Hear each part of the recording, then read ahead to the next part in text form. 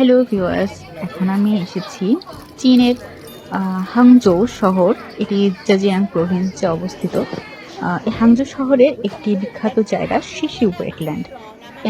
এই শিশু ওয়েটল্যান্ডে সাধারণত বিশাল পশু পাখি এবং গাছপালা ও জলাশয়ের অভয়ারণ্য। তো এই সুন্দর জায়গাটিতে আমি একটি সুন্দর ওয়াচ টাওয়ার খুঁজে পেয়েছি।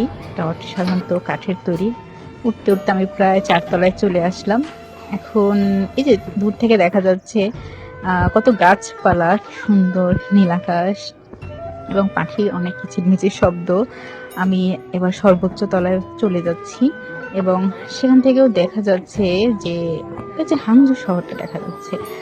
আসলে শহরের পাশে এক টুকরো আহ, প্রাকৃতিক অভয়ারণ্য, যেখানে আসলে আসলে মন ভালো হয়ে যায়। এবং চাইনিজ পিপল, তারা হচ্ছে এই জায়গাটাকে খুবই আবেগে তারা উপভোগ করে।